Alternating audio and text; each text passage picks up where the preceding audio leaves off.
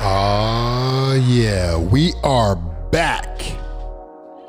This is the Brothers in Nashville podcast show, and this is episode number 2. Wow. And I'm proud to say that, by the way. I tell you what, it has been so much going on in the news, so much going on in the world.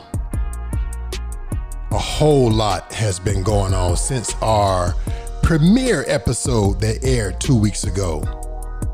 It's amazing how much can take place in 2 weeks. Man, we got so much news, so much events going on right now. If we even thought about covering everything, this would be a 10-hour show. But with the time we have, the limited time we have, we are going to discuss and talk about the most prevalent headlines, the top stories, those that matter the most. So of course, we're gonna start off with some local Nashville news, local Tennessee statewide news, a couple of headlines right here, but we want to spend the meat and potatoes portion of this show, this episode rather, talking about the most pressing stories. We're definitely going to talk about Hurricane Laura just hit earlier this week. Came on coast as a Category 4 storm. Hurricane Laura did some major damage. Just hit Louisiana and tore up Louisiana. Came on up and hit part of Texas. Came on up and had destruction in Arkansas. Even brought over some heavy thunderstorms and severe rainstorms and weather over here in the Middle Tennessee area. We had to contend with that here also. My heart goes out to the people down in Louisiana, people that had property destroyed, businesses destroyed, loss of life. Hurricane Laura did some damage. We also have to talk about yet another shooting that took place against an African-American male and involved a white police officer. This time it was up in Kenosha, Wisconsin. How many times do we have to keep hearing this same stories? Sounds like a broken record over and over and over again. White police officer shoots unarmed black man. So much we got going on. Another big story here is the shutdown of the NBA. Well, actually, an updated version of it, because the NBA did officially shut down for a couple days. Then they decided to resume and start back up. But I got to give props to the NBA because they are drawing some attention to the platform that they have due to all the social injustices and social unrest that take place towards African Americans. And also to piggyback or to come behind the story of the white officer involved African-American male shooting up in Kenosha, Wisconsin, there was another shooting that took place. There was a teenager that came all the way over from Illinois with his AR-15 rifle amidst the protests and shot several protest members. In broad daylight. I say it was at nighttime, but it was in broad. He didn't get shot back. He didn't get accosted. We got to touch on that. That's another very alarming story. It doesn't make sense. I just shrugged my shoulders. When is it gonna stop?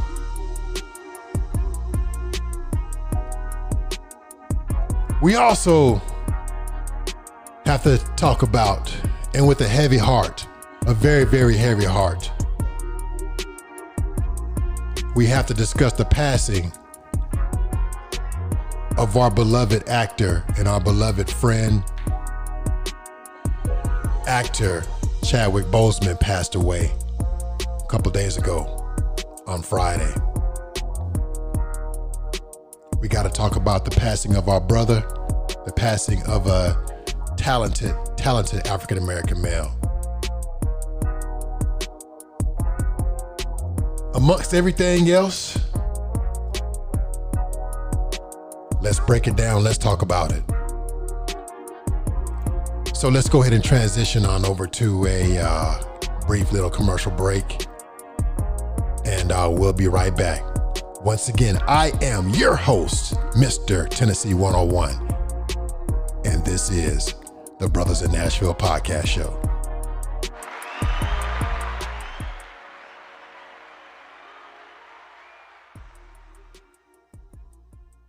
All right. Thank you so much, everyone, for tuning in this week. Thank you for checking in and dialing in. All right. So the first story is going to be about a Tennessee barber takes down the system and wins a lawsuit against state agency. Okay. So this story right here, and I'm going to go into the details of the headline right here. So there was a Tennessee man who wanted to be a barber, right? And he did not, for some reason, there was a lot of stipulations around him becoming a barber. They said that he did not have a high school diploma. Okay, so when he filed to get his barber's license, he was denied. This young man had been doing some other different jobs, and then some certifications that he was to have. He did not have. Lost one job, said, hey, I go back and I go to my original passion of what I want to do, and that's being a barber. Shout out to all my barbers out there, because that is definitely a profession as well as an art. I will say that the least. So this young man right here did not have the certain credentials, didn't have a diploma. So when he went to go get a license, they denied him. So let's get into it, because he actually ended up coming up and actually getting past that. So let's take a look at the details. There was a Tennessee man told he could no longer work as a barber just because he doesn't have a high school diploma. So he filed a lawsuit against the state agency that refused to grant him a license. And guess what? He won. It's a story about a hardworking Tennessee man who says he got punished for just trying to do the right thing. After working as an insurance agent and a construction manager, Elias Zarate found his passion working as a barber in Memphis, only to find out he had been sold a fake license, got written up for it, and put out of work. Okay. His words, and I quote, "It became really difficult when I couldn't find work anymore and started selling my personal belongings," Zarate said. "I asked what I needed to do to become legitimate, and they told me I needed a high school diploma. That just kind of killed my dream even more." The story, the headline goes on as saying the husband and father of two started work with attorney Braden, if I'm pronouncing the last name correct, Bosek, at the Beacon Center to take on the State Department of Commerce and insurance for an unfair layer of red tape, the requirement of a high school diploma to cut hair. So I'm assuming this is words from his attorney, Bosek. And I quote, "You don't need one to be a cosmetologist. You also don't need one to be an emergency medical responder, and you don't need one to be the governor of the state," says Bosek. "This law was not about protecting health and safety of barbers who have to go to 1,500 hours of barbering school to learn how to be a safely trained barber." The story goes on to say, after failed attempts for political reform by lawmakers, Bosek and Zarate filed a lawsuit back in 2018.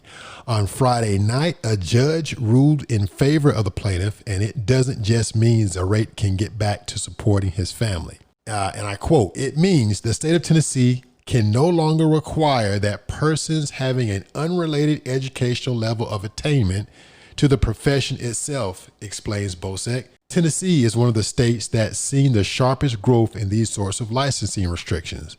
And the people who most cruelly bear the burden of these sorts of things are minorities and people without the means. The ruling by this judge is 1 year in the making. It's a victory for a father of two trying to make a living doing what he loves, and for others trying to do the same thing and getting held back by unnecessary law. The State Department of Commerce and Insurance tells Fox 17 News, this story was originally reported by Fox 17 News here in Nashville, it is reviewing this order and says it will continue to, and I quote, protect Tennesseans through balanced oversight and regulated professions while enhancing consumer advocacy, education, and public safety. So, about that is, you have people here that are, just like this story says for this gentleman right here, he's trying to do the right thing. Apparently, he tried work as an insurance agent. That fell through. It doesn't list the reasons why. He also tried work as a construction manager. Construction work is always ongoing. It could have been a temporary job. It could have been something that wasn't permanent that he tried there and that work ended. But he said, well, hey, look, I could just fall back to my true passion, which is being a barber. And we know if you have to cut hair, that's always going to be in business because people always need haircuts. People always need trims. They always need shape ups. As far as us men especially, we always need some type of barber work and some type of barber services done in pretty much any capacity. So that's a business that is always never ending. So for them to put unnecessary stipulations on someone that's trying to make an earnest and an honest living is quite shameful. And I can't even imagine that there would even be a law in the book saying that someone had to have so much of a higher learning degree just to cut hair when it's originally not required for cosmetology. That's kind of, you kind of got to throw the yellow flag on that one right there. Why create unnecessary speed bumps for someone that is only trying to make a means so that they can put food on the table, so that they can have money to take care of their financial obligations? I think it's a win-win. I think it's a good move. I think it is something that should have never been a speed bump in the first place. So shout out to that judge that ruled for him. Shout out to him acquiring attorney and also acquiring as far as a legal means to pursue this since 2018. So it looks like it's been going on for 2 years. And I know 2 years is a long time when you're just trying to, you're trying to get your feet on the ground. And you're trying to do something solid. You're trying to do something that's actually going to, help yourself in a positive means, so let's take a look at the story here as far as how it was reported from Fox 17. Now, there's a little video attached to it. And of course, with all these stories that we cover here on the show, we are going to list them in the description box to where you can go back and you can relook and you can rewatch these stories as well, too. So, hey, let's take a look at this video real quick and let's see what was said verbatim.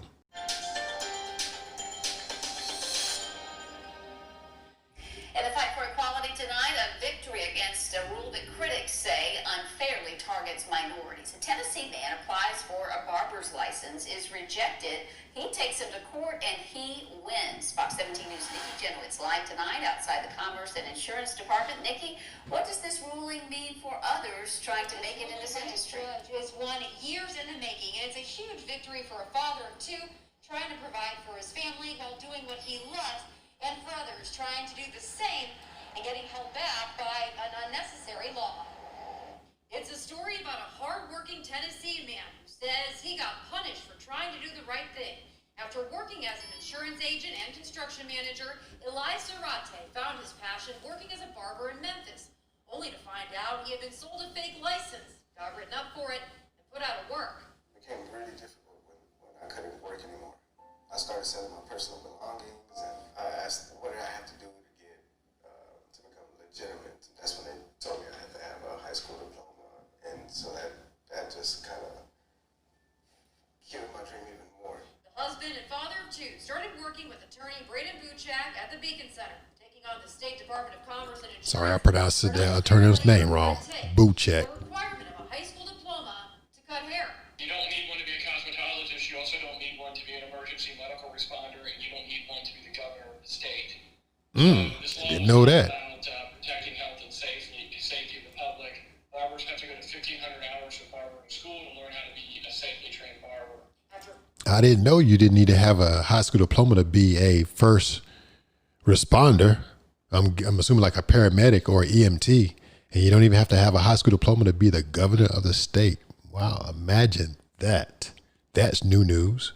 Failed attempts for political reform by lawmakers Buchek and Zarate filed the lawsuit back in 2018. On Friday night, a judge ruled in favor of the plaintiff. And it doesn't just mean Zarate can finally get back to supporting his family. Well, it means that the state of Tennessee can no longer require that persons have an unrelated educational level of attainment to the profession itself. Tennessee is one of the states that's seen the sharpest growth in these sorts of licensing restrictions, and the people who most cruelly bear the burden of these sorts of things are minorities and people without means. And the State Department of Commerce and Insurance says that it is reviewing this order and tells us in a statement that it will continue to protect Tennesseans through balanced oversight of regulated professions while enhancing consumer advocacy, education, and public safety. Reporting live downtown tonight, Aliki Genovitz for Fox 17 News, your co-red station. Okay, so hey, shout out to his lawyer, Buchek. Let me go down and see it. What was his name again? What was his first name? Braden Buchek. Shout out to Braden Buchek for doing that work, because I know that took a lot of work to you're trying to fight a law and you're trying to get a law overturned and trying to follow the legality or the legal procedures, and it taking a span of like 2 years, and now he's finally able to just cut hair without a high school diploma. Who knew who knew he even had to jump through all those hoops? And the thing is, somebody sold him and shame on the person that sold him a license, and the license come out being fake. So hey, gotta give a big ups for him for going through big ups to his lawyer and big ups to him for going through these whole measures and getting past that hurdle and past that speed bump of not being able to cut hair and being able to do something that's passionate for him and also be able to make a means for him. So hey, that's definitely a feel good story there. So moving on right here. So we're gonna take a look at, yet again, this coronavirus is still prevalent. It's still a pandemic. People are still getting sick. People are still dying from it. People are still facing hardship due to the complications of it. And something new here, well, not new, but still ever evolving. Going into our next story right here, Tennessee now reports 1,826 new COVID-19 cases, 25 deaths on Thursday. This is the Thursday that just passed. And to put a date on it, it would have been 8/27 that Thursday, right? Okay. So Nashville, Tennessee, the Tennessee Department of Health has confirmed additional cases and deaths related to COVID-19 across the state on Thursday, I stand corrected, the 27th. Okay. Tennessee's 7-day new cases average increases slightly to 1,429 additional cases per day. And here's the thing, and I'm going to take a quick pause now, because now currently there are some kind of like modified phases and rollbacks and everything now going on, but more people are still getting sick. More people are still getting sick. More cases are still going up. More people are still dying. But yet it's rollbacks now, because I think now that if you go into a bar or a restaurant, you can now be served at the bar. And now restaurants are able to let in more people. And now if you're having other, I guess, like crowd-like events, you're able to have like more people at these events, which kind of has me kind of scratching my head, because I'm like, why is it that some of these restrictions are being rolled back, but cases are still going up and more people are still losing their life? Hey, I can't shake a finger at it, but hey, so let's keep going here. All right. Let me back up. TDH also confirmed 25 additional deaths, bringing Tennessee up to 1,673 total deaths, in the state. Thursday is the 16th day in August. The State Department has reported 20 plus deaths. So you got 20 plus people dying per day. Man, that's a lot of, I don't care how you add it up, that's still a lot of people. The latest number of hospitalizations went up by 74 to 6,677. A note on the department's website states this total is an indication of the number of patients that were ever hospitalized during their illness, and not an indication of the number of patients currently hospitalized. Of the 149,179 cases, 75,695 are female. It just says it's 51%. This is just some stats here, right? 72,160 are male. That's about 48%. And there's about a little over 1,300 that are pending. That's 1%. I guess they got to figure out the gender of the patient and everything. Tennessee has processed over 2,100,000 tests. I'm not going to say the whole number. And just shy of 2 million negative results. But I don't know when the date of those were. The percentage for positive cases remains around 7%. Thursday's update added 25,965 tests to the state's total. So here's the thing. So, I mean, I know this sounds like a lot of numbers and everything, but I'm just going to go ahead and skip on down to the changes that the mayor has let out. So amongst the changes, and this is what they, I guess, officially said or putting out or going to change.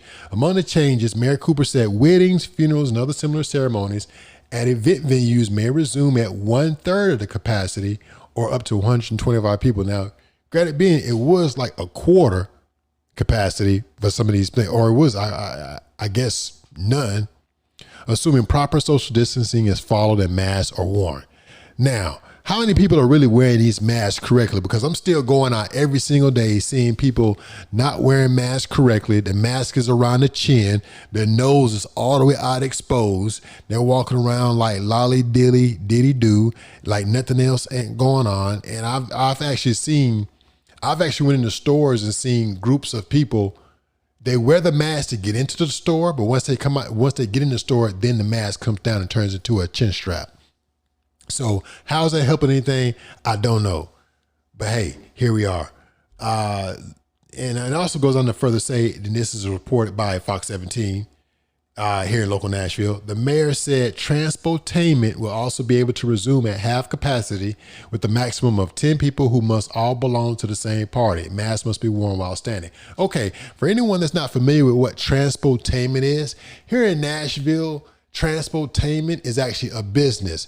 This is where in the downtown areas, like normally around like Broadway, 2nd Avenue, 3rd Avenue, 4th Avenue, around those proximities, up near Demumbrian, you have these vehicles that are they are sometimes like those pedal taverns, those buses with the back cuts out of them. Sometimes they're tractors towing a little trailer.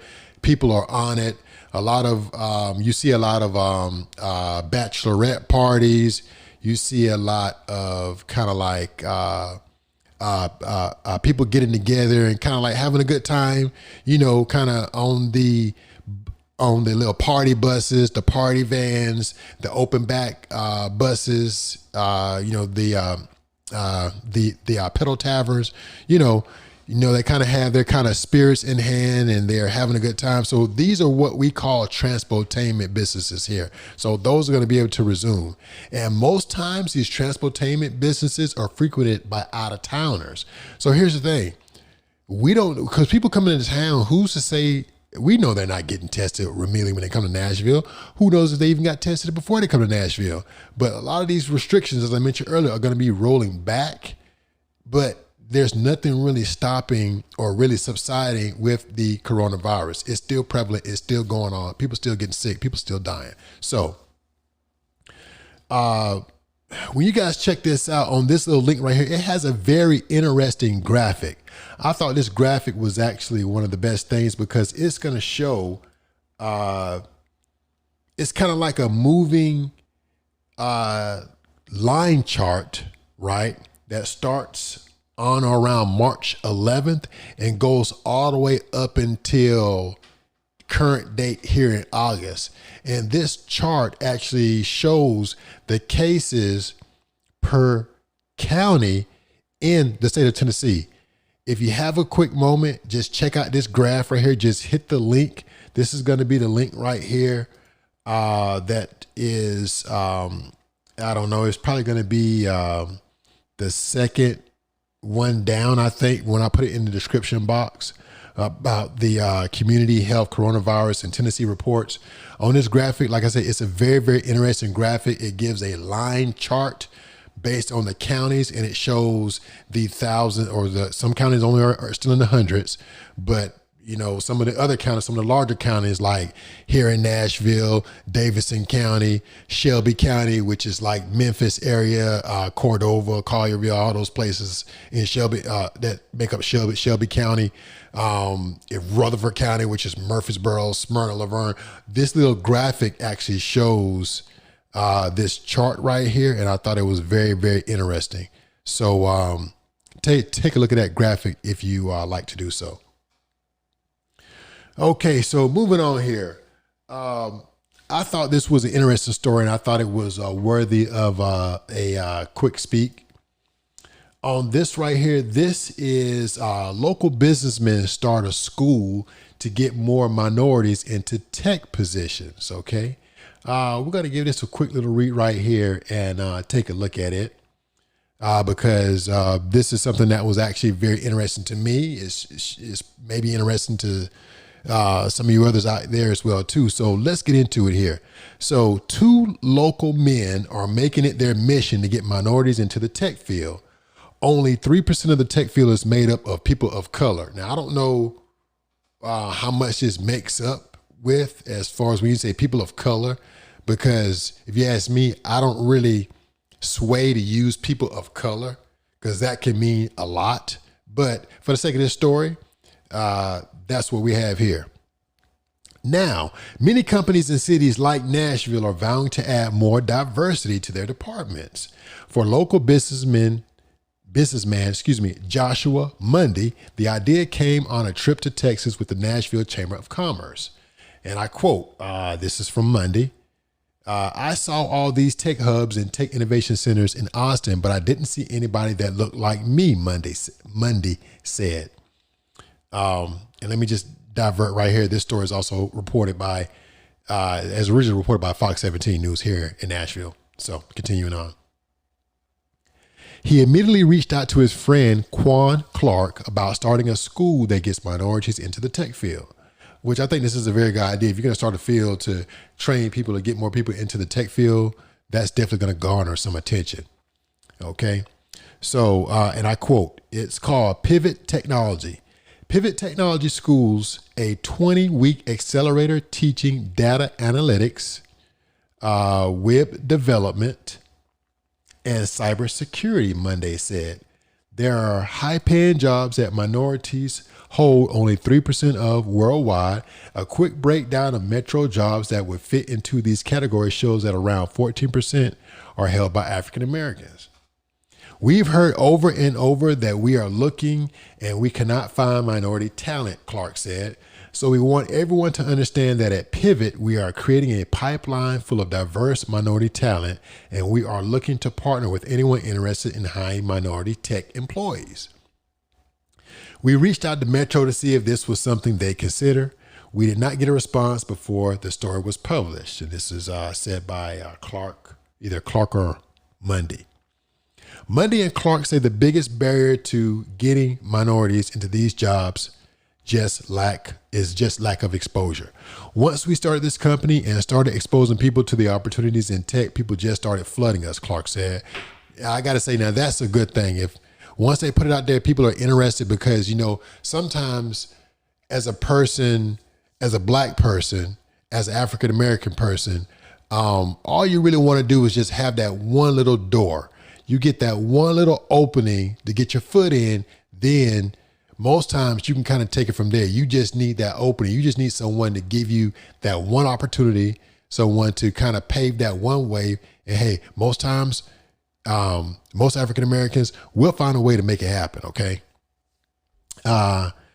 Continuing further with the story, it's a sign that minority interest is there, and now companies have a resource to find and recruit diverse candidates.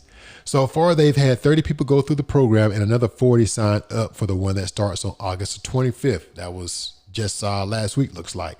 There are still spots open for that one. The program costs around, here's the kicker, and there's going to be a bit of a price tag for it, but hey, what's a price tag if it will enhance your future and also enhance your financial earning potential? So The program costs around $6,500, but they offer flexible payment plans and have had multiple companies partner with them to sponsor candidates who would be a good fit. Okay. So here, I also want to add on this right here. The price tag is $6,500, but if they're willing to have some payment plans, or even if you had to save up for that, I mean, my goodness. I mean, you're going to pay something to get it in an accelerated course. And it doesn't say how long the course or the training or the criteria is. I'm pretty sure you got to be longer than going to school and getting a whole lot, 4-year degree or 2-year certification or something like that. And it's going to put you right into a tech field and get you on the ground running. Hey, I'll pay them $6,500. Okay. Matter of fact, just try to split that up in like 2 different payments and I'll make it happen. Okay. You should want to make it happen. So if anyone's interested in this, for more details about how to get involved, go to, looks like it's going to be https //www.pivottechschool.com/. That link is also going to be in with this story. If you access this story from the link to the story, this website will also be here as well too. You can peruse the story. You can take a look at it.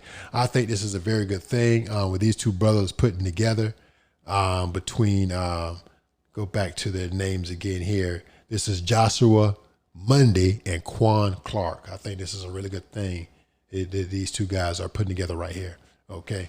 All right. So that's going to be, although not much, local Tennessee news, because, hey, we definitely want to get at this bigger nationwide news here. So we're going to go ahead and pull it back. I'm going to go ahead and take a quick little commercial break. Stay tuned. Don't move a muscle. Don't move that dial. This is the Brothers in Nashville podcast show. We'll be right back.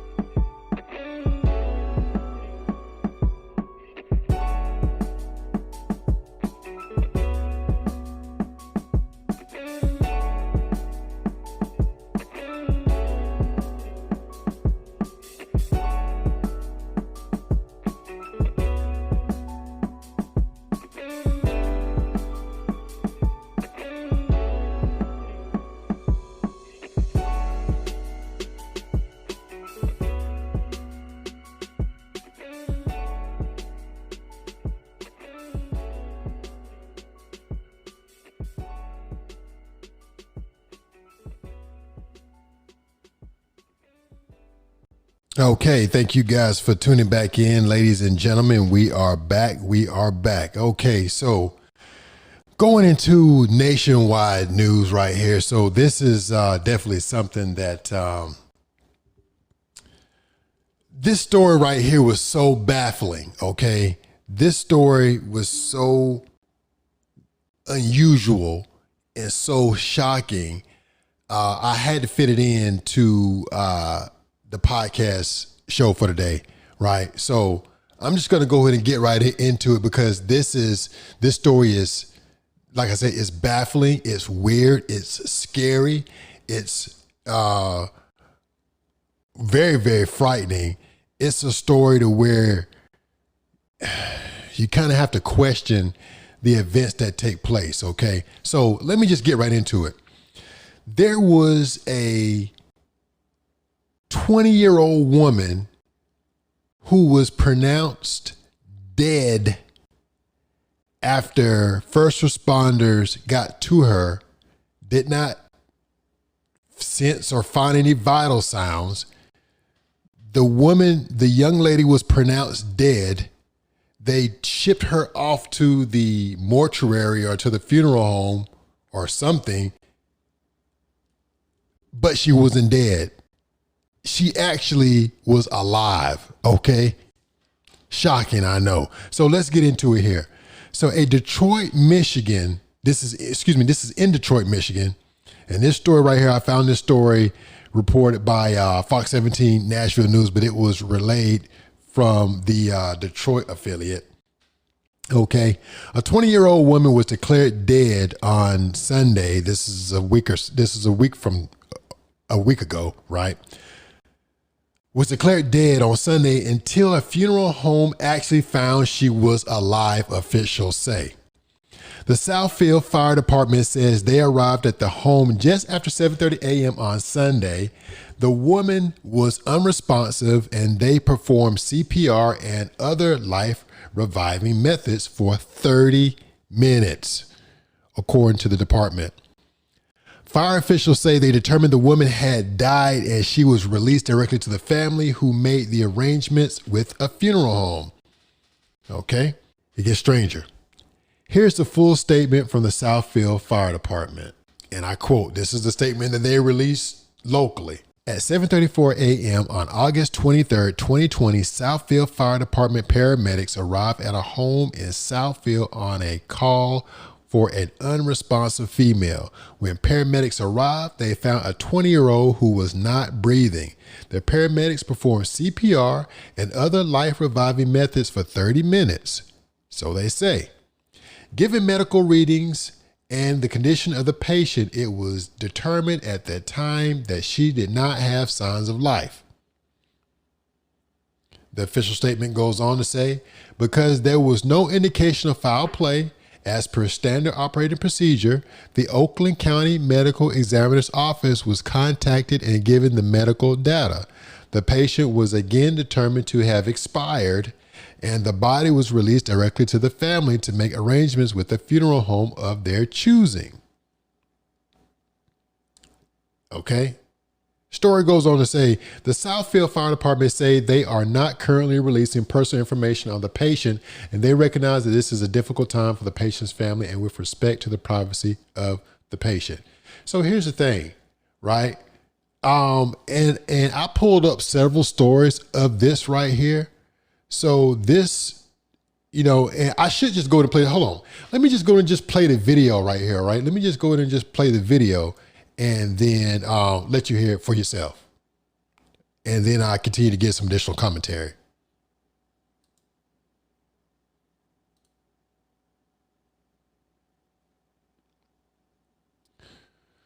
Okay, getting the video up here for you all. Give me just one extra couple of seconds right here.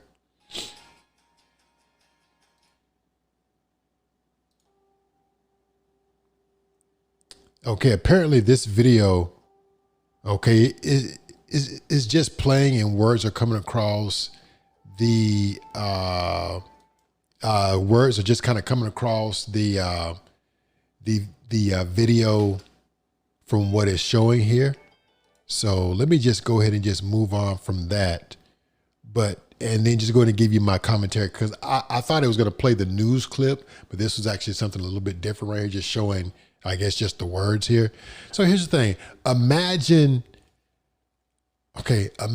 calling 911 for a loved one that is unresponsive. Paramedics get there. They perform resuscitation. They perform life resuscitation type methods to revive your loved one. 30 minutes pass by. And let's just say if someone is performing CPR or trying to revive you or life resuscitation for 30 minutes is a long time, especially when you're watching a family member laying somewhere that's unresponsive. 30 minutes is a long time. Just think about what you can do in 30 minutes, okay? 30 minutes, you can leave your house and you can go run an errand. 30 minutes, you can fix yourself lunch and eat said lunch. 30 minutes, you can sit down and read a couple of chapters out of a book. 30 minutes might be half of an hour-long movie.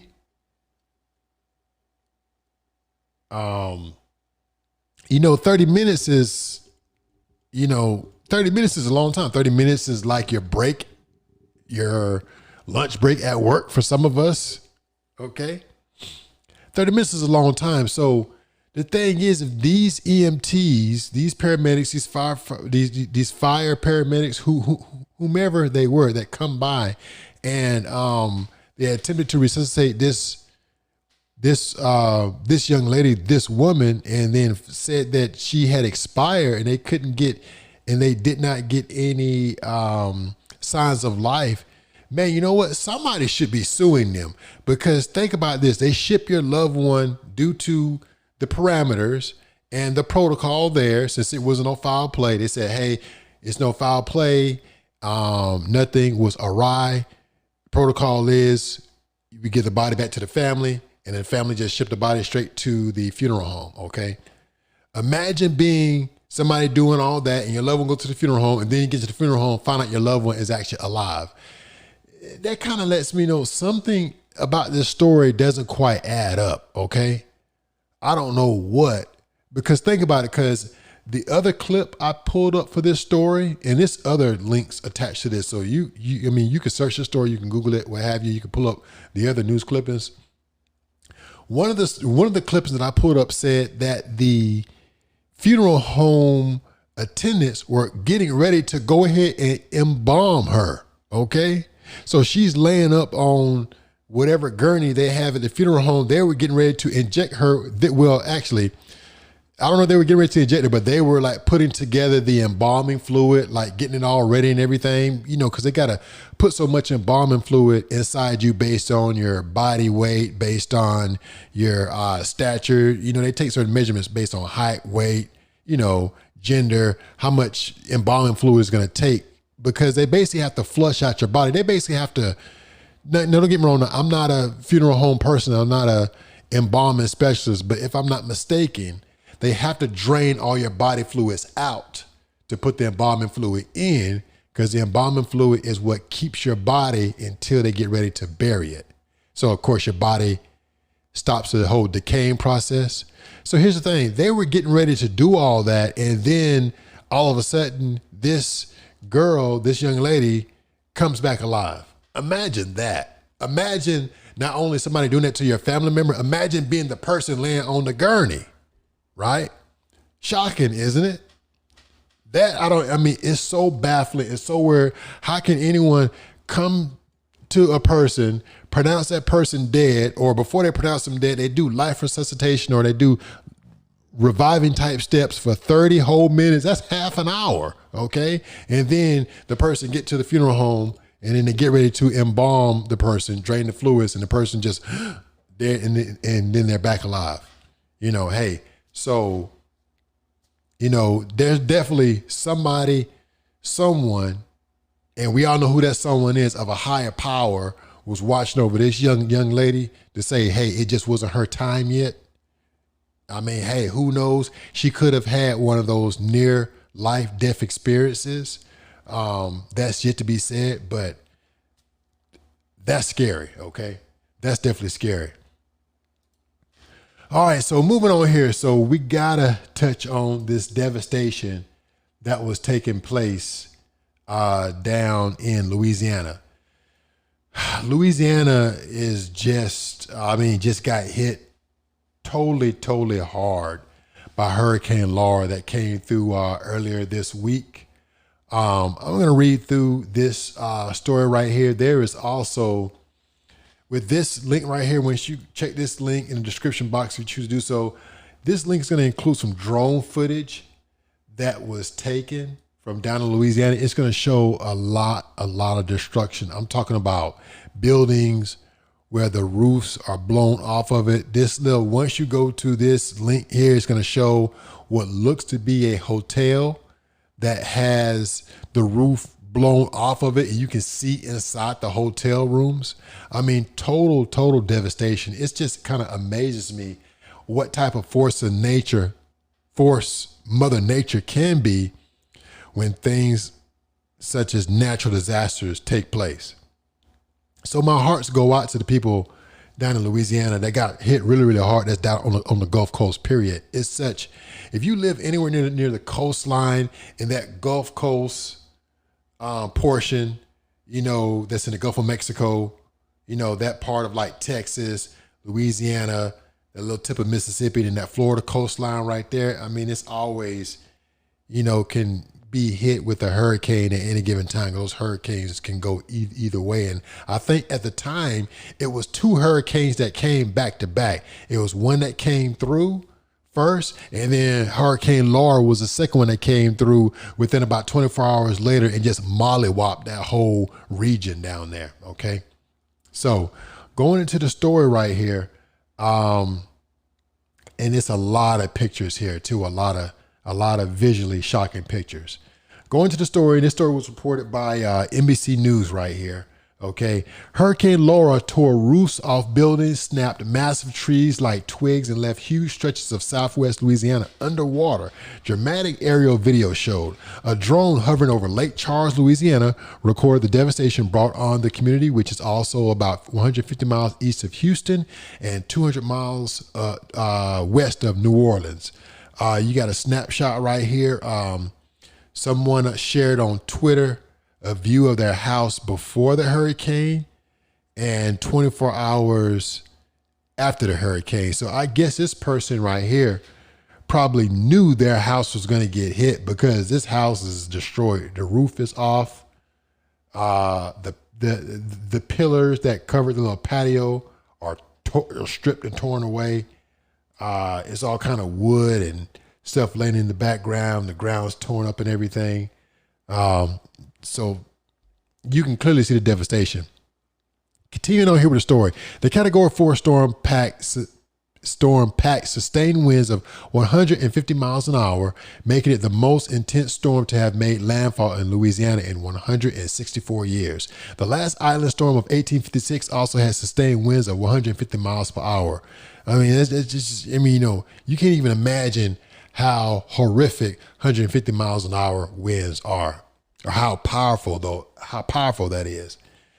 Ben Terry, a meteorologist for NBC affiliate KPLC of Lake Charles, posted heartbreaking pictures of his home in pristine condition on Wednesday and ripped apart by Thursday. And that looks like the Twitter picture that is also posted on this link right here too. Looks like, I quote, Terry said, "My house is a total loss in Hurricane Laura," from what he wrote on Twitter. By Thursday afternoon, Laura had been downgraded to a tropical storm as it moved north and east. Still, the storm threatened to do serious damage to homes and businesses all over Arkansas, where Governor Asa Hutchinson warned residents to take the rainfall seriously. He reminded them that even 6 inches of moving water could carry a person away, and that's pretty much true. It doesn't take much water to move an object. Full coverage of Hurricane Laura. It looks like the story goes on further to say is, if you see a road underwater, of course, turn around, don't drown. Hutchinson said, the water may be deeper than you think and the current could carry your vehicle away. Please be safe if you have to be out on the roads. And of course, all this is like past tense right here, because this storm has already hit. It's already passed. It's already done. But with any hurricane that hits at a category 4, the devastation just goes on and on and on. So, in whatever way that you reach out to your loved ones in Louisiana, you have any loved ones in Louisiana, you have any, family, friends, whomever, reach out to them, check on them, make sure they're all right physically, and then of course, make sure they didn't lose too much or lose too many items, because these hurricanes come through and they will take life at a blink of an eye. And I tell you what, for people that ride out storms, I know it's not, I know it's not a normal thing to do, but some people are just steadfast in their resolve and they will sit through storms no matter what. Look, just know this, your possessions, although they are important, they are not as important as life. Nothing can replace the loss of life, okay? We get insurance to cover our property, insurance to cover our cars, insurance to cover our homes, insurance to cover our physical investments and everything. Nothing can replace life, okay? Once you lose life, it is gone, okay? So just take that into account. Hey, nothing against the people that want to ride out these storms and everything, but I personally don't advise anyone to do so. But hey, to each his own. And the story that I'm speaking about is the shooting of an unarmed black man, an unarmed African-American male, by a white police officer. Okay. So there were several stories that I had already had, articles and headlines I had already had pre-pulled, and the story has been updated since this story originally took place, also on Thursday, the day the hurricane first hit Louisiana. You see how all these stories just kind of hit like right back to back to back. You got all these travesties, all these, breaking headlines. They seem to hit like back to back to back. Okay. So with this story right here, yet another unarmed African-American male is shot by a white police officer. And in this case, it was indeed tragic. Indeed, what some say totally unwarranted, totally so much of like a overkill, so much of a just a loss for words to even begin to even explain or comprehend what happened. So as this story has been updated, it has kind of changed, kind of evolved a little bit. The original headlines that I pulled for those links no longer work. So I went back and I pulled up another link. This one right here is as reported from the Milwaukee Journal-Sentinel. This is from up in Wisconsin. The headline is "What We Know and Don't Know So Far About the Kenosha Police Shooting of Jacob Blake." Now, first thing I want to say is, hey, look, in the social media age we live in today, with cell phones, video recorders, the ability to record anything and everything, you need to do so, okay?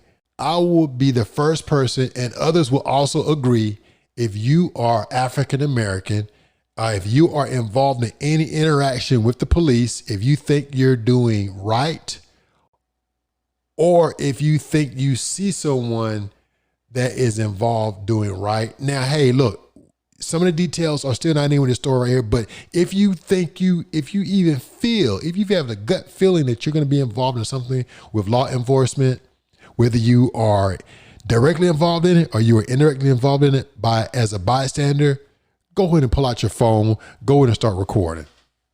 Just go ahead and start recording, because if you don't record, you don't know what you're going to miss. You don't know what slight someone is going to place upon you. You don't know what may happen, because it all ends up being he said against he said, she said against he said, vice versa, so on and so forth, right? So here we go. Because if it wasn't for this video, I tell you, if it wasn't for the modern age of video, who knows where we would be at with all these police shootings against all these unarmed African-American males. We just had what was the biggest story of our year with the George Floyd killing, right? Up in Minnesota. So now we got this one next door over in Wisconsin. And I don't know what it is about these Midwest states. Something about this, you know, the Illinois and the Minnesotas and the Wisconsins and everything. It's a lot going on up there as far, I mean, what is in the, something is in the air up there that is causing all these police shootings. And police shootings happen everywhere, but some places it seems like it happens more than others. And every time it turns around, the victim is an African-American man and he's unarmed. I mean, what kind of threat can an unarmed person pose? So the video is out there showing the police officer shooting who we now know, the African-American male. His name is Jacob Blake. Jacob Blake was the victim and he was shot 7 times in the back. Okay. This isn't, let me just kind of put this into perspective, because we've had more than a handful of African-American males get shot. We have Ahmaud Arbery that was shot down in Georgia. Okay. Years ago, we had Mike Brown that was shot over in Ferguson. Okay. We got the young teenager, Trayvon Martin, that was shot down in Florida. Okay.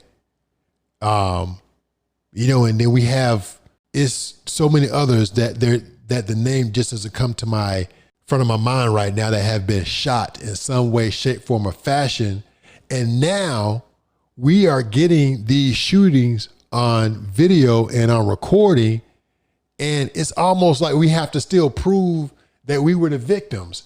How can someone get shot 7 times, but then you want to reserve, you want to pull back and you want to say, hey, well, let's get all the evidence and let's get the stories together and everything. How are they going to be able to spin this one? Because everybody's asking this. How is a law enforcement going to spin this one? How are white police officers, how are people of the dominant society, how are they going to be able to spin this one? He got shot 7 times in the back. How are you going to spin it?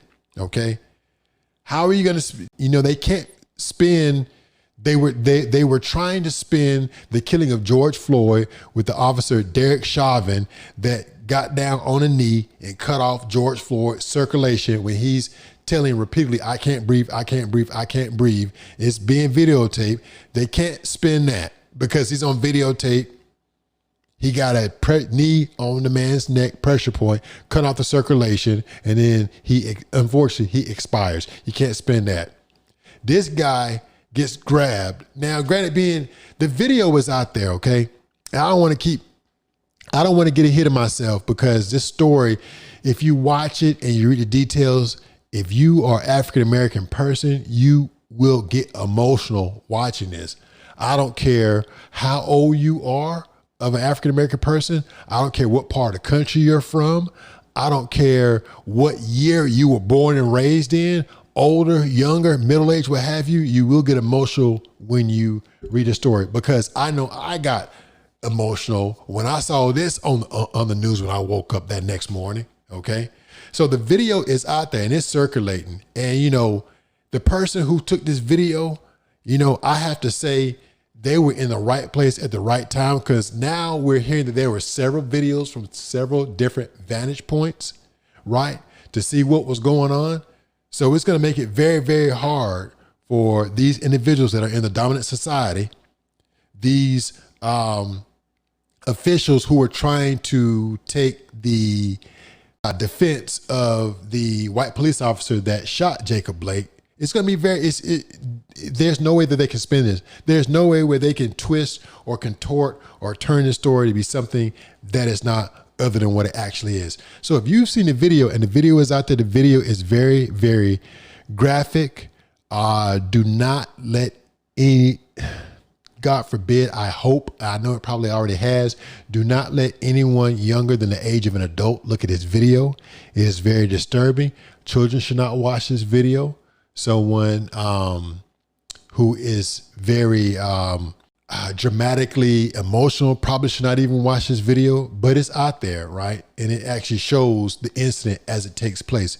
So I'm going to go ahead and read through the news article right here as the video is playing in the background. For anyone that wants to, of course, see this, link is going to be in the description. Okay.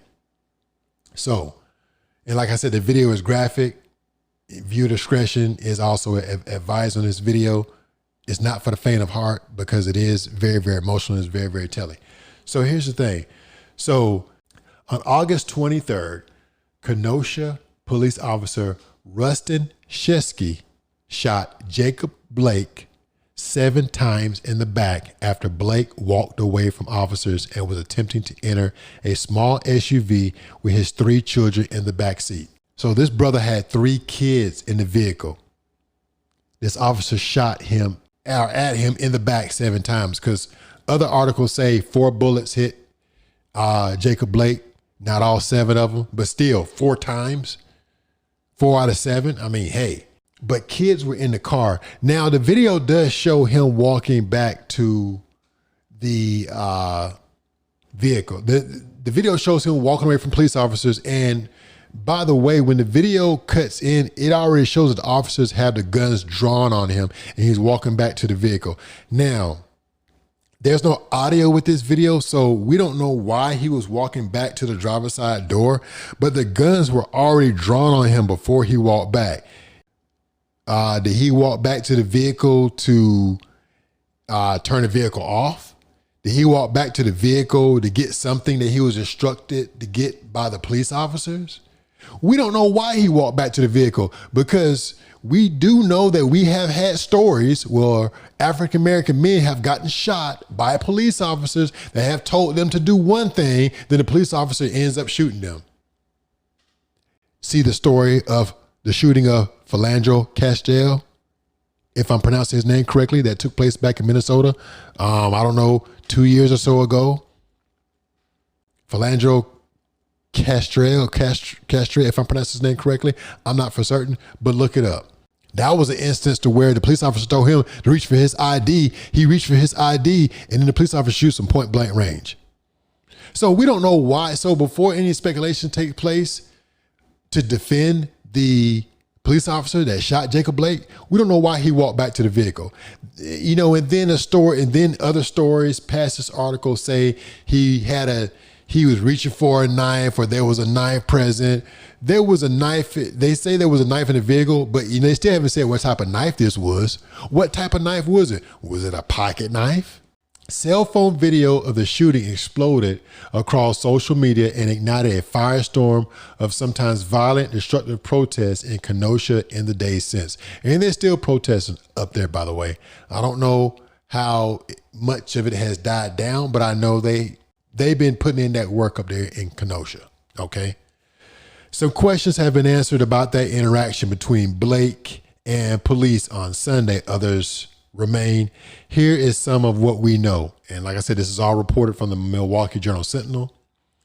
Why were officers called to the area Sunday? So this is some other details that were not first released, but now here it is. At 5:11 p.m., Kenosha police officers are dispatched to 2805 40th Street for a report of family trouble. Who knows what this was? They say there is story that Jacob Blake was there to breaking up a fight or getting in the middle of an altercation, trying to stop an altercation. You know, whether that's been validated, I'm not for certain, but that's what was said. A dispatcher tells officers that a woman called for police and said Jacob Blake isn't supposed to be there, and he took the complainant's keys and is refusing to give them back. Okay, so that's what they say, right? But we don't know for sure, but that's what it's saying. The dispatcher tells officers that there's an alert at the address for a wanted person. Okay. Blake had a warrant stemming from a domestic case back in May. Okay. He had a warrant. All right. So jumping ahead, I mean, last time I checked, hey, look, I'm not the subject matter expert in all this right here, but just because you got a warrant on you, you can get warrants for different things. That doesn't cost anyone to be shot 7 times. Okay. But hey, this is what they say, because we all know is when there's a shooting, for some reason, it's a tired story. For some reason, when an African male gets shot, people got to start digging in the sandbox and start finding all the bad stuff, all the illegitimate stuff, all the negative headlines about that person to try to some way indirectly justify that a person gets shot. But anyway, let me just continue on with the story right here. At 5:13 p.m., one of the officers assigned to the call as dispatchers for a description of Blake. The dispatcher tells officers that the woman who called now says Blake is trying to leave. The dispatcher tries to get a description of Blake's vehicle, but she tells officers that the caller had become uncooperative. Man, you know what this sounds like right here? This sounds like he may have been dealing with a significant other that there was some things or something going with where there was a disagreement. It sounds like this has the foretellings of a disagreement that took place between him and a significant other. But nonetheless, continuing on with the story, the officer replies that he has arrived at the address. 1 minute and 9 seconds later, a third officer radios dispatchers urgently asking for more officers. 1 minute and 9 seconds later, from 5:14, a third officer radios dispatchers urgently asking for more officers. The dispatcher sends 3 more squads to 28 and 40 Street, or 28th Avenue and 40th Street in Kenosha. Okay. All right. So what did the video show? On the scene, a bystander shoots a video that shows Blake and 2 officers scuffling on the ground on the passenger side of a gray SUV. Scuffling. I don't know if that word sounds appropriate, but hey, we'll go with it. I'm just re-reporting the news right here, okay? I'm just re-reporting the news with my commentary. Less than 2 minutes have passed since the first officer arrived. A different video, this one shot by a neighbor from a second-story apartment across the street, shows the scene from the driver's side. 3 officers, 2 male and 1 female, have their guns drawn and are behind Blake as he walks from the sidewalk around the front of the SUV. The 2 male officers follow Blake closely, aiming their guns at Blake as he opens the driver's side door and begins to go inside. As Blake tries to get in the SUV, one of the armed officer grabs his shirt, then shoots him in the back at close range. 7 gunshots can be heard, followed by the car's horn as Blake slumps forward. A woman who followed them to the SUV screams. I just want to say, there's got to be a line between use of deadly force and overuse of deadly force. But what the story seems like that happens over and over and over again is that if you're an African-American male and you have a confrontation with the police, you can almost 110% expect that there will be some form of deadly force used, presented, or either executed upon you. Because it's never a talk down. It's never a de-escalation. It's never a, hey, let me just get all the facts before we become judge, jury, and executioner. 7 shots. It doesn't sound like it is overkill. It's over justification. It's overuse of deadly force. Continuing on with the story here, at 5:15 p.m. an officer reports shots fired. So the officer reported shots fired at 5:15 p.m. Let's scroll back up to the top right here. And the whole call started at 5:11 p.m. 5:11 p.m. It says Kenosha police officers are dispatched to that address. 5:11 p.m. And then at 5:15, shots fired. So you mean to tell me in the midst of 4 hours. Excuse me. I'm sorry. Because I'm getting kind of heated. 4 minutes. In the midst of 4 minutes, this officer executed deadly force and shot Jacob Blake 7 times, or 7 shots were fired. 4 minutes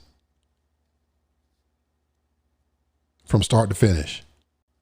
Doesn't that make you kind of think? And they had guns drawn.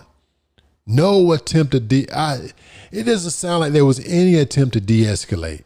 It doesn't sound like there was any attempt to gather the entire story. It's like, hey, we got a black man. Hey, he's looking kind of scary. Or hey, he's loud. Hey, let's go in and pull these guns. You know what? Because we're about to shoot. That tells me that they came to the scene and they were ready for a showdown. They were ready to come in guns blazing, guns hot. Only in America. Tell me where this happens anywhere else. Continuing on with the story right here. Other video shot by bystanders shows police officers working to save Blake's life as he lays on the ground in a pool of blood. He is loaded into an ambulance, which is driven about 8 blocks to Bradford High School. There, a Flight for Life helicopter awaits to fly him to Froedtert Hospital in Wauwatosa, if I'm pronouncing all that correctly. You know, Wisconsin has some very unique sounding names for some of their cities and places up there. Okay, so there's also a bit right here that says, fact check. No, Jacob Blake did not brandish a knife or get a gun before police shooting in Kenosha. Was Jacob Blake armed?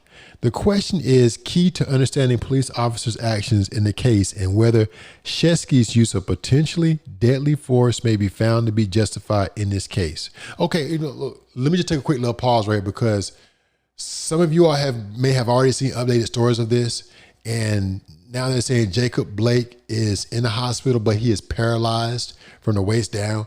So chances are he's probably not going to be able to walk again for the near future, or perhaps even forever. And they did even say at one point he was even handcuffed to his bed. How can you have a man that is in critical but stable condition, paralyzed from the waist down, can't move? I don't know how much he can move, handcuffed to the bed? Isn't that just flame on the fire, gasoline on the fire, you know?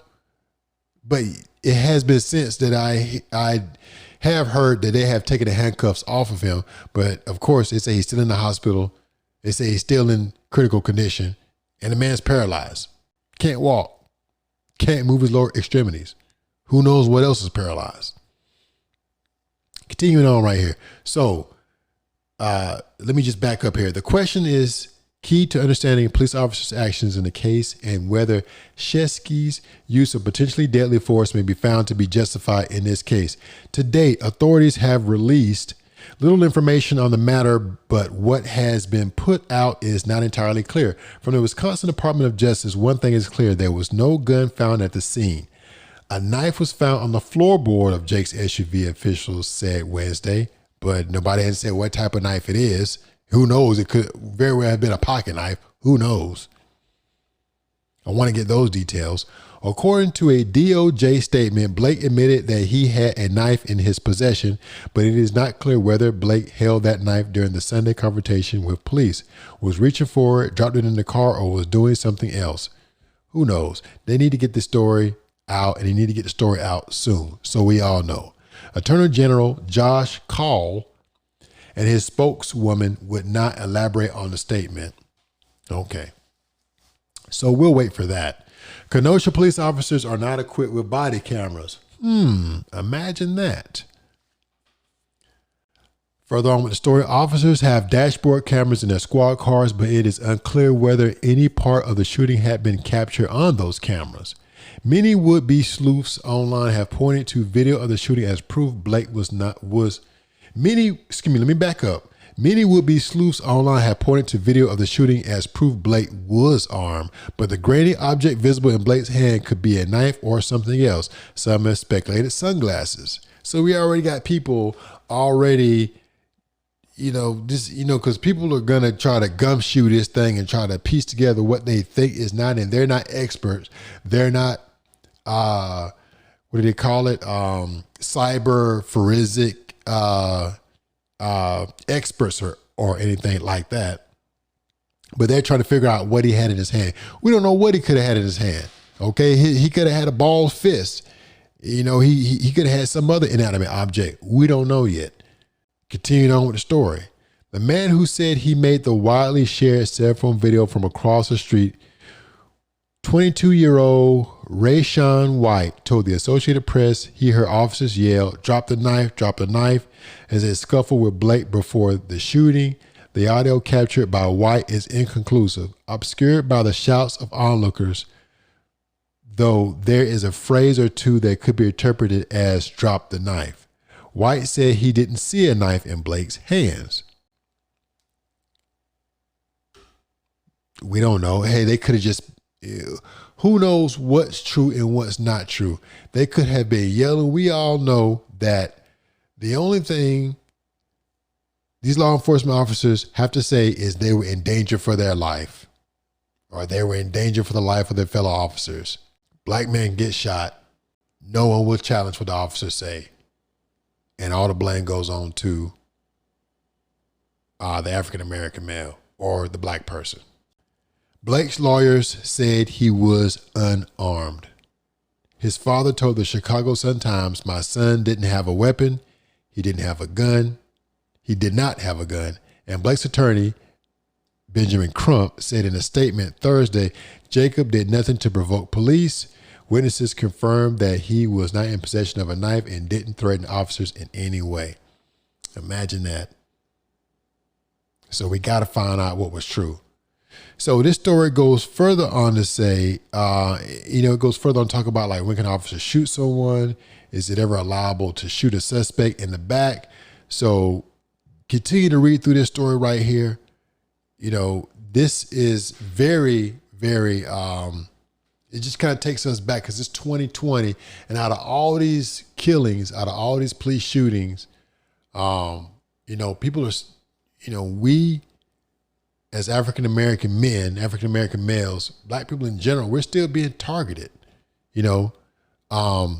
that's why I shy away, because I want to differentiate and say, I don't want to use the term minorities, because you know what? When you want to cover down, you got to say black people, African-American people, okay? Because there's a lot of different people of color. There's a lot of different minorities and everything, right? But African-American people are the ones that are seemingly being hunted, okay? Seemingly always being gunned down, seemingly always being preyed upon when it comes to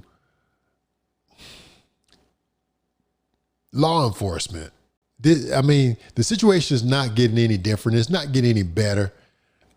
We think it's going to be some type of resolve, and it's definitely not that. When are things going to change, and looking at this right here, this is something that really just resonates with a lot of African-American men, because African-American men of all ages have felt a grievance with this recent shooting of Jacob Blake, across all channels, right? Young, old, well off, not well off. This shooting is pretty much what caused the NBA to cancel their games, to basically say, hey, we're not going to play. And we're going to touch on that a little bit later on here too. But,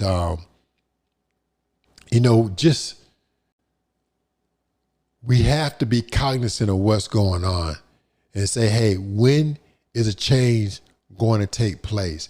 Because if you're African-American male, you could be doing, and this is just outside of the story. This is outside of the story, but this is in addition to it.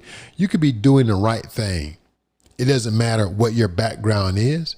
It doesn't matter what your social and economic level is. Doesn't matter what side of town you're from. Doesn't matter what city you're from, what side of the country you're from, north, south, east, west, midwest, out west, central, whatever. Jacob Blake could be you. George Floyd could be you. Ahmaud Arbery could be you. Tamir Rice could be you. Trayvon Martin could be you. It doesn't matter. But we're going to take a quick little break here, and we're going to come on back with some additional stories and headlines here. You know, I didn't want it to be such a heavy show for this week's episode, but you know what? These stories are just so, they're just so overwhelming to where they just have to be spoken upon. So let's go ahead and take this commercial break, and we'll be right back. I am Mr. Tennessee 101, and this is the Brothers in Nashville podcast show. Stay tuned.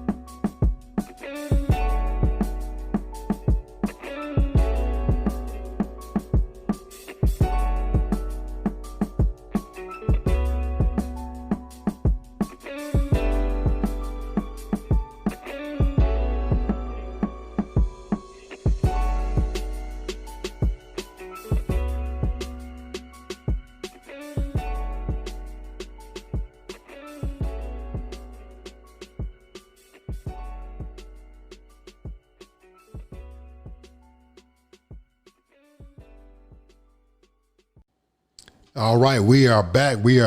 And this is the Brothers in Nashville podcast show. I am your host, Mr. Tennessee 101, and I'm still coming at you with these headlines right here. Once again, I am here with you, and I am flying solo dolo. So, moving right on here, it is with much grief and a heavy, heavy heart that I even have to go into this next story right here. When I got this news, I actually got this news late Friday night, early Saturday morning, and this is late Friday of the August the 28th. Late to 28th, early Saturday morning, the 29th. we lost a very special person. We lost one of our brothers. We lost someone that was near and dear to a lot of people's heart. And I just wanted to speak on the passing of our brother, Chadwick Boseman. So when I got this news on Friday, late Friday night, it was really, really late, early Saturday morning. And I know it's been a couple of days. Well, 2 days, maybe 48 hours at most since the story had broke. And when I read this headline, of course, when you read headlines like this, you immediately think it's a joke. You immediately want to validate it. And you immediately want to make sure that what you're reading is correct, even though you see it right there on the internet, on your cell phone, whatever site you're reading it from. Chadwick Boseman passed away. And for those of you all that are not familiar with Chadwick Boseman, let me just give you a rundown right here, because Chadwick Boseman is popularly and widely known. Chadwick Boseman is best known as characters he's played in some of his recent movies, right? He is best known as far as playing Jackie Robinson in the biopic 42. He's also played Thurgood Marshall in a movie that came out about 2 summers or so ago as Marshall. Chadwick Boseman had a movie just last summer that was a great detective movie, a great police crime thriller. Took place in New York, called 21 Bridges. For those of you all that haven't seen 21 Bridges, go check that movie out. It's a real edge of your seat crime New York type of drama. Real gritty. Really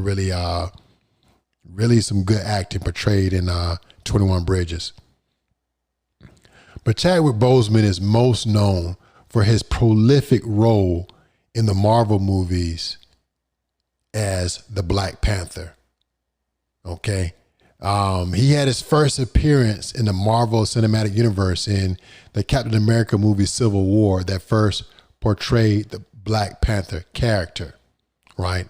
Then it went on to portray his own individual movie in Black Panther. And the character he played was also portrayed in the Avengers movie Infinity War, and also later in the finale, the Avengers Endgame. So Chadwick Boseman was best known for those roles right there. He passed away on Friday. Chadwick Boseman was only 43 years old. And the reason this story kind of hits home for me is because Chadwick Boseman and myself, we're in the same age range. We're in the same age group, okay? So much as being in the same age group as Kobe Bryant when Kobe Bryant passed away, another African-American male that's a complete legend, a worldwide legend that we lost earlier this year in January. So the thing is, when I read this story, just as I got the news from way back when Kobe Bryant passed away, seeing this news about Chadwick Boseman, seeing a brother pass away that's in my same age group hits home, because these are brothers that I view that even though I did not know them directly, being in the same age group as someone that passes away, it hits close to home because it lets you know your own mortality. I view Chadwick Boseman, even though I don't know him personally or intimately, as a classmate. I view the death of Kobe Bryant as losing a classmate, okay? Anyone losing their life in their early 40s is devastating, because even though you young people or younger people may say that, hey, 43 is old, 40 something is old, let me tell you something. You don't start living your life until you turn 40. You start kind of gaining steam, getting a little traction around about like 35, but you really don't start living your life until you turn 40. 40 is when, as a man, you have a lot of things figured out. You kind of start kind of hitting your groove, you're hitting your stride. You start kind of reaching your full earning potential. You start really deepening into your own purpose and things that make you that man that you are.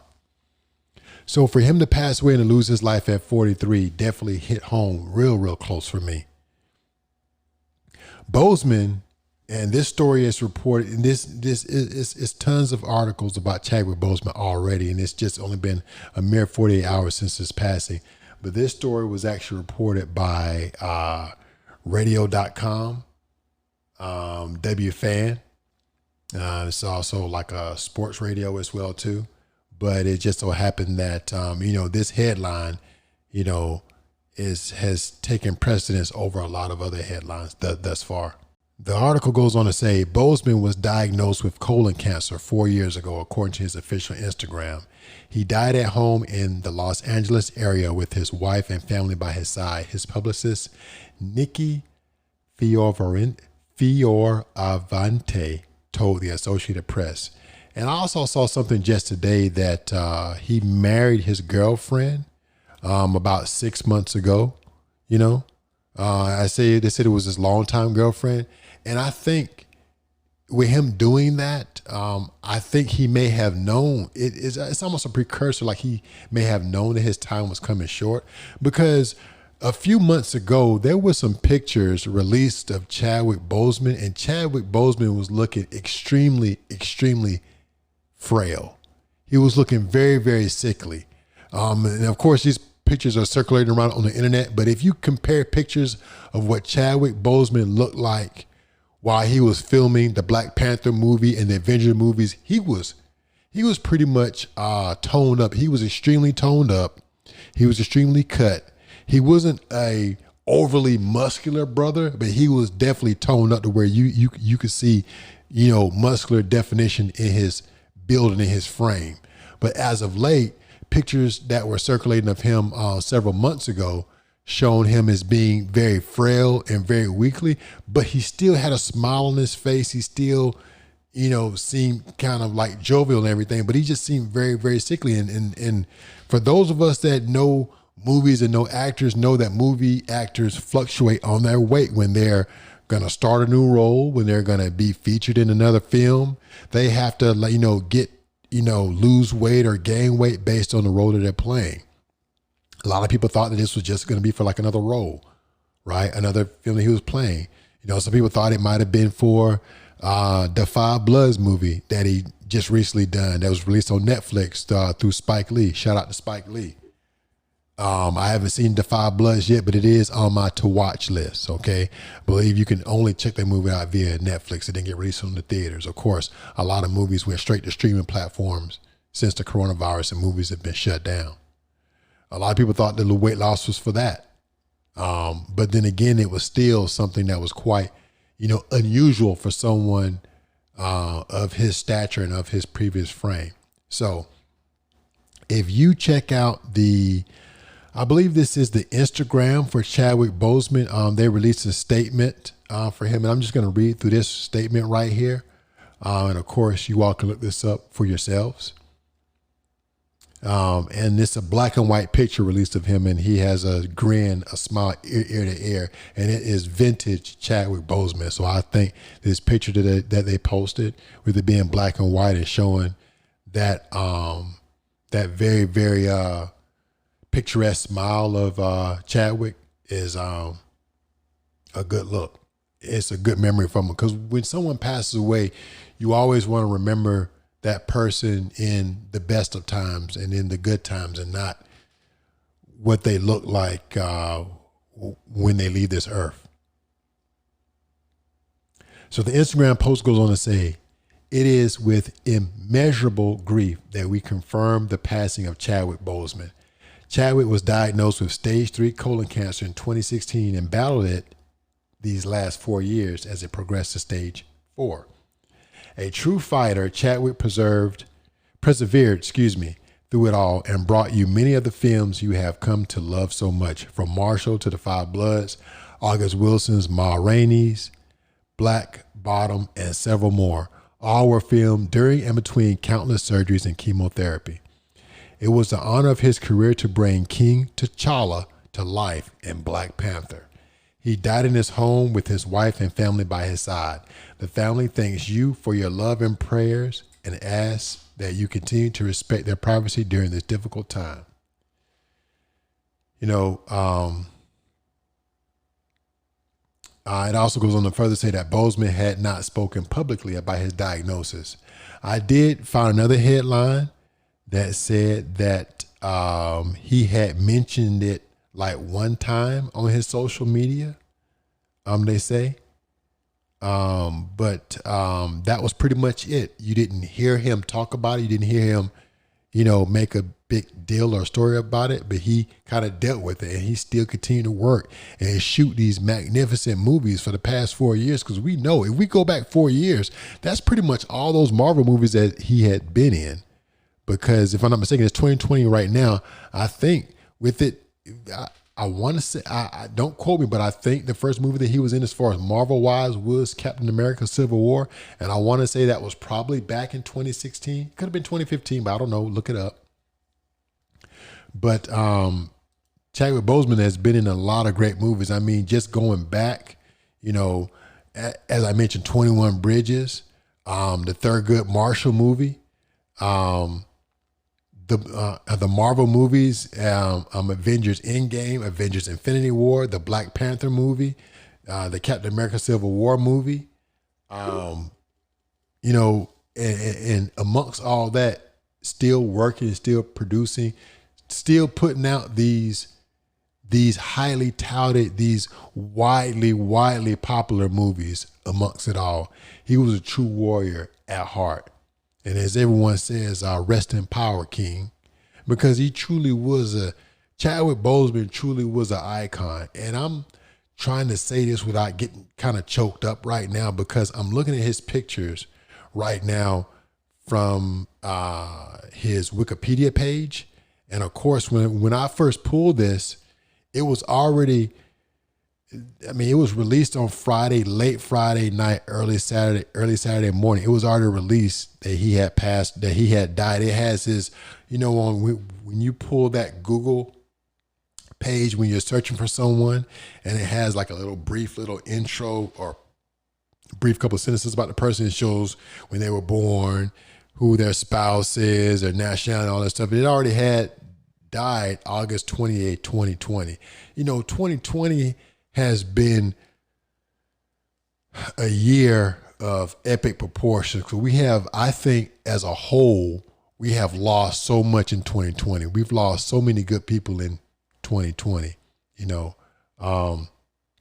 It's just one of those time periods to where,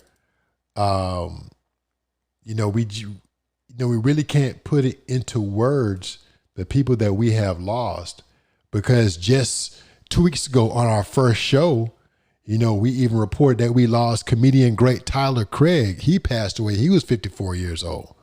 Okay. We lost Kobe Bryant earlier this year in January. Now Chadwick Boseman. There's also a ticker going on right now that we lost Cliff Robinson. He was a famous, talented basketball player. 2020 has taken a lot from us, not with just coronavirus and all these many lives that we've lost, but we've lost some very special people. And I can equally say that Chadwick Boseman was one of the special ones that we lost. So very talented. It was a pleasure to watch on the big screen. I'm looking at him as being a fellow classmate, a fellow brother, that even though I didn't know personally, it seemed like I, knew him through the connection of the movies. Because when you watch movies with your favorite actors, you get connected to the actors based on their movies and based on their personalities. And I've never seen Chadwick Boseman be ill towards anyone. No one, as far as I know, no one had anything nothing ill to say about Chadwick. Nothing ill. So, rest in power, King T'Challa, Black Panther, Chadwick Boseman. We lost a very special one. So with that being said, I'm going to go ahead and take another quick little break right here, and then we'll be right back. And we'll keep this thing moving. Don't touch that dial. This is the Brothers in Nashville podcast show. We'll be right back.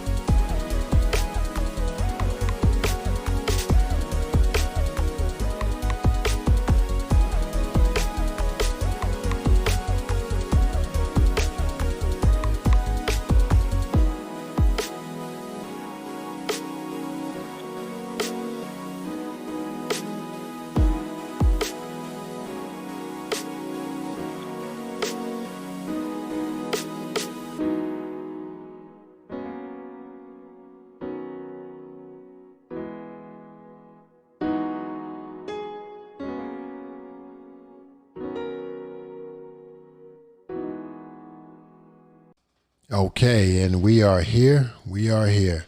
The last leg of the podcast right here, we're going to talk about, get into this whole sports thing right here, right? So, hey, just, I had to take a break to give myself time to reflect and give you all time to reflect before we continue on because, the last story was pretty heavy and everything when we were talking about Chadwick Boseman. So moving on along here. Now, I know this story right here is it's been updated, okay, because it was that in the NBA, everybody knows the NBA is in a bubble down in Orlando, Florida. They're migrating there. They're moving into the playoffs, per se. And the Milwaukee Bucks and the Orlando Magic game actually, they walked off, okay? The Milwaukee Bucks chose to walk off. And then the Orlando Magic team followed them as well. So there was discussion that they were going to just go and just cancel the whole rest of the season. And I got to say this, hey, shout out to the NBA. A lot of people may not agree with this. A lot of people may not want to back this, but the NBA definitely has a lot of clout. The NBA definitely has a lot of clout because they got a platform that they can definitely expand upon that really does draw attention.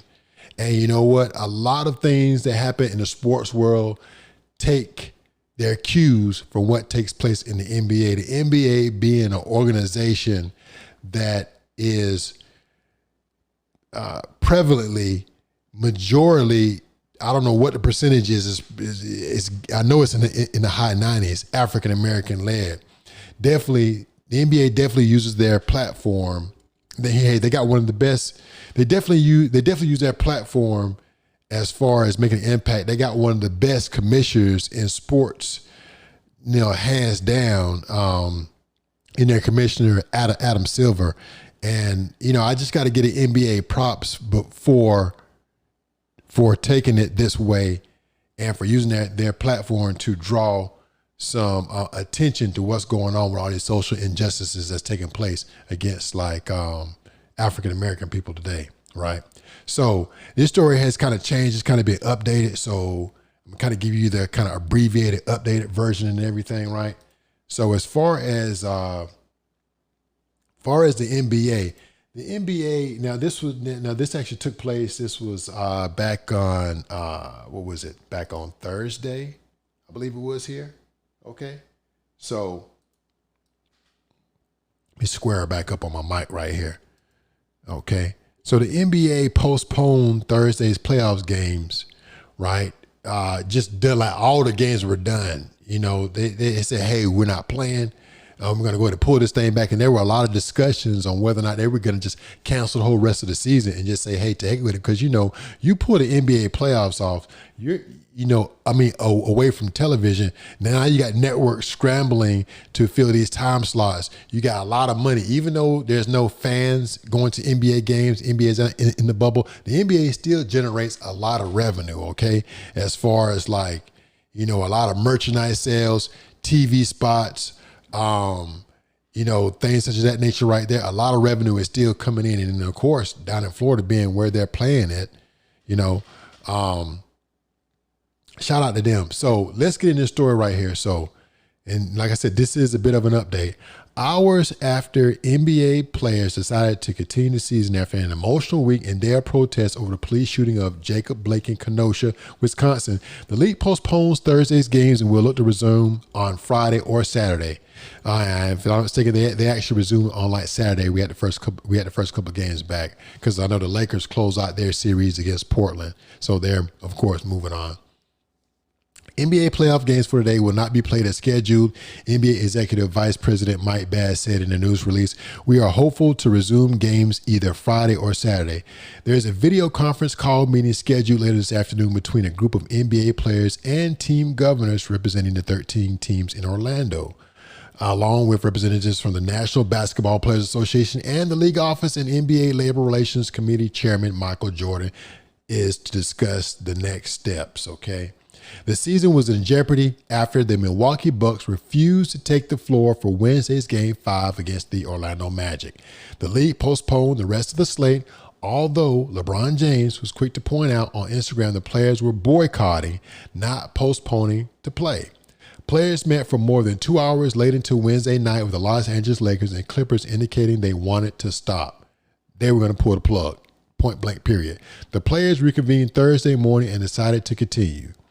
Thursday's games included Boston, Toronto in Game 1 of the Eastern Conference semifinal, and Denver and Utah, and LA Clippers, Dallas in Game 6 of their first round matchups. The league said the games, along with Wednesday's 3 postponed games, Bucks, Magic, Rockets, Thunder, and Lakers Trailblazers, will be made up. The NBA decided to postpone Thursday's games after an emotional night and day filled with player meetings to figure out how to proceed. Also, it would have been difficult for the league to ask Boston and Toronto to play because they were the first teams to publicly talk about the idea of not playing in protest of the Blake shooting. It made sense to clear the schedule and find a better day to resume. Bucks players released a statement Wednesday calling for justice for Jacob Blake and demanding the officers be held accountable. For this to occur, it is imperative for the Wisconsin state legislature to reconvene after months of inaction and take up meaningful measures to address issues of police accountability, brutality, and criminal justice reform. We encourage all citizens to educate themselves, take peaceful and responsible action, and remember to vote on November the 3rd.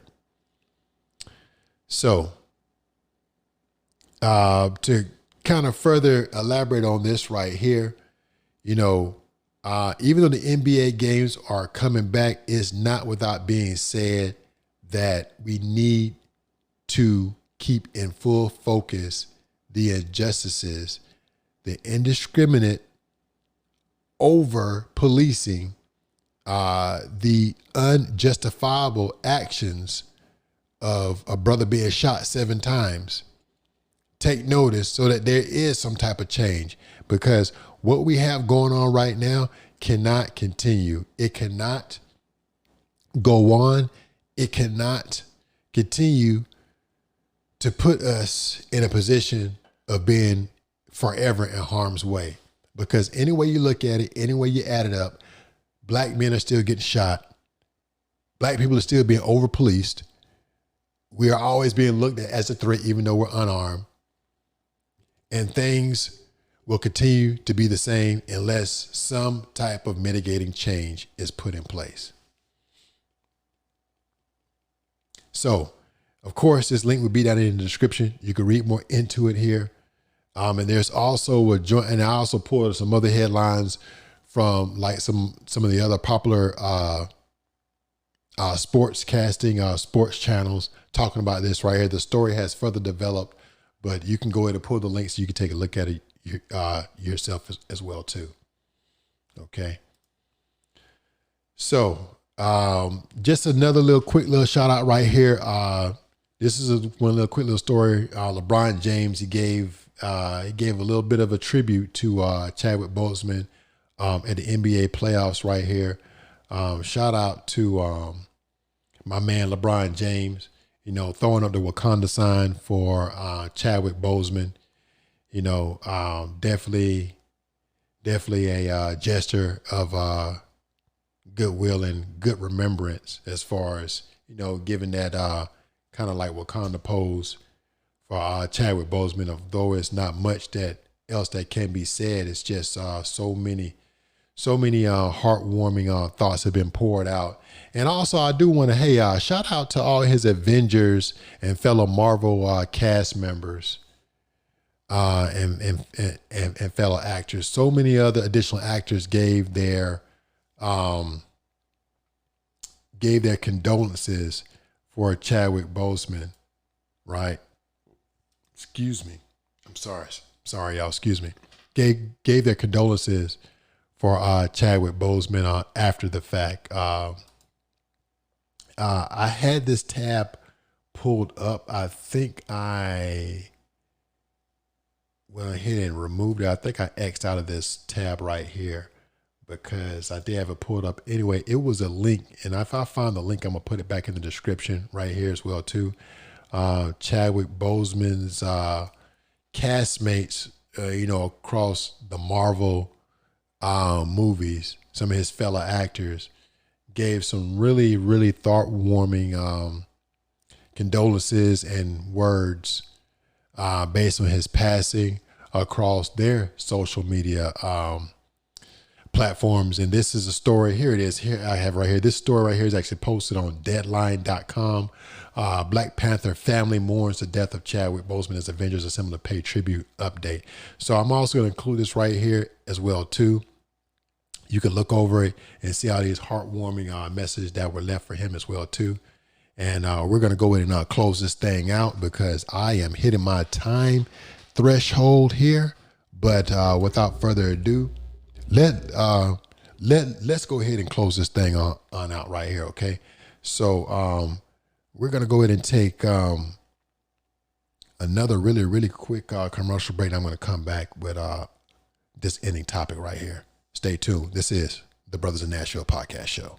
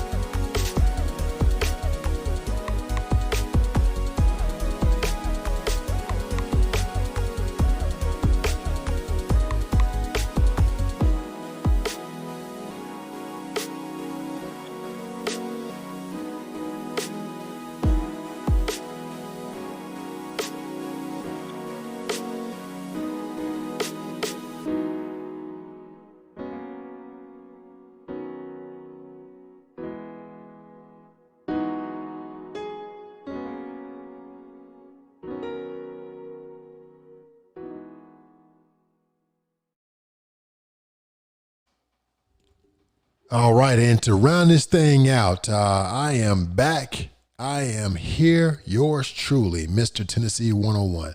So, our ending topic for this week right here is kind of like a culmination, and I want to kind of bring this so it can kind of be food for thought. So, my message to everyone here, it has been 8 months into 2020. 3/4 of the year is over. So many things have changed. So many things have changed. So much has went on. So much has taken place with the pandemic, with the loss of life due to the pandemic, all these devastating storms we've had, this kind of circus show of an election year we're in right now. The loss of so many well-known figures in our society. Most of these changes have been for the worse. So now with 3/4 of the year over, 8 months into it, because August is pretty much over. Hey, although this show is not dated, August, this is the last day of August as far as when I'm recording this show, and August is pretty much over. And we all know that the summer is pretty much over somewhat around the middle of September. So I ask you, it's 8 months into 2020, 3/4 of the year is over. What will you do to focus, or what will you change or do differently in this last quarter of the year? Ask yourself. You got 4 months left in 2020. And I know 2020 has been a garbage heap of a year. What will you do these last 4 months? You still got time to do something differently to try to salvage this year, because so much has been gone and so much has been lost. Okay. So I ask yourself that question. What will you do differently now that you know you got 4 months left in this year? Okay. Because of course we're looking on to bigger and better things, but hey, after Labor Day, the holidays are pretty much rolling in, and then that's pretty much it. After Labor Day, it's all downhill from there. Then you got Thanksgiving, then you got Christmas, then you got New Year's. And the way it's looking right now, we're still not gonna have too many get-togethers. We're still not gonna have too many big crowds as far as like celebrations. We're still gonna be in our small little pocket groups of close-knit family members and friends. We still probably might not even be taking as many vacations. I know I haven't taken a vacation this year, even though I would have loved to, had all kind of plans. Coronavirus threw a monkey wrench in those. Ask yourself, what will you do differently now? What can you do differently now? What can you change? Can you make amends with broken relationships that you've already had earlier this year? Can you do things differently, personally, professionally? Are there any leaves that you meant to turn over earlier in the year that you didn't get a chance to do? What about those New Year's resolutions you made? Are those still standing true? When the year first opened up, hey, you said, hey, I'm going to go to the gym. I'm going to get a membership. I'm going to lose this weight. What happened with that? Did you go to the gym? Did you shed any of those pounds you said you wanted to shed? You probably started going those first couple of weeks, then fell off before January was over. What about those financial resolutions you said you was going to make earlier this year? You said, hey, you know what? I'm going in 2020. I'm going to pay these bills off. I'm going to get this loan paid, and I'm going to buy this new whatever. Did those bills get paid off yet? Year's almost over. Did those debts get taken care of? How about that loan you said you was going to pay off? Did those financial obligations get taken care of? Are you in a position to go ahead and buy that new whatever you said you were going to buy?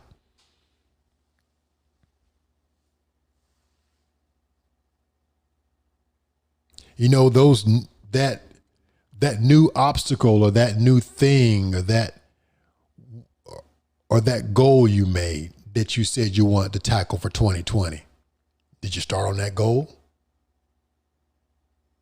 Did you get anywhere with it? it's still time.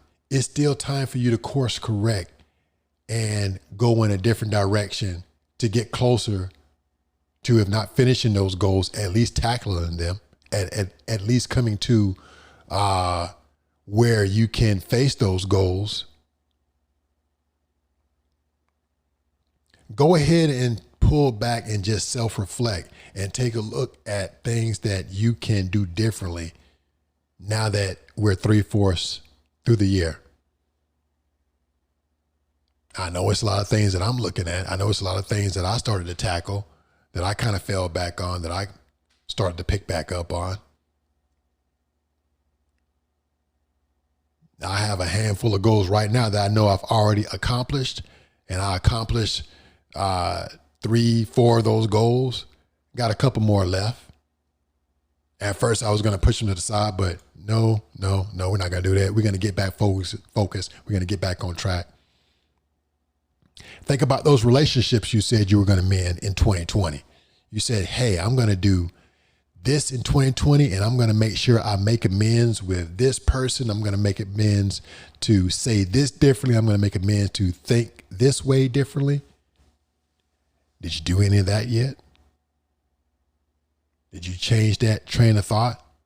This is just a reflection point, just something to have you to think about, and just something to have you to kind of mull over, to say, well, hey, look, we got 4 months left.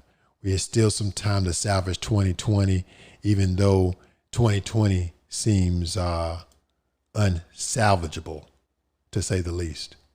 We're going to go ahead and wrap this thing on up here. Everyone, thank you. Thank you so much for dialing in, and thanks for tuning in. And that is going to be our show for this week. Distribution. Currently, the podcast is being hosted by Anchor.fm. Find it by going to anchor.fm/TBIN-podcast-show. The show is also available on Spotify, Google Podcasts, Apple Podcasts, and on the Radio Public app for Android, just to name a few. The show can also be found on other multiple platforms or wherever you download your regular podcasts. Just simply search for the Brothers in Nashville Podcast Show to download. Also, check us out on YouTube. Just search for the Brothers in Nashville Podcast Show. Subscribe to the channel, like, share, and of course, comment. Connections. You can reach out to us with a quick message via the podcast webpage at anchor.fm/TBIN-podcast-show and hit that message button. You can send us a live voice message, and your message might just be heard on a future show. By email, you can reach us at tbin.podcast.show@gmail.com. This is our official mailbag where you can contact us with feedback, fan mail, questions, or simply to send us stories you would like for us to comment on or discuss. We want to hear from you. Support for the show. To support the show, you can leave a small monetary donation via the podcast webpage at anchor.fm/TBIN-podcast-show. Just hit that support button, or hit us up on that Cash App at $Mr. Tennessee 101. And that's an O, not a 0 in 101. Access the Cash App via your mobile phone and search for $Mr. Tennessee 101, or find our Cash App by our email address. Once again, that's tbin.podcast.show@gmail.com. Thank you for all the support and the positive messages we have received thus far. We really do appreciate it. Until next time, everyone, I am Mr. Tennessee 101, and this is the Brothers in Nashville Podcast Show. And to everyone out there in podcast land, we'll see you soon.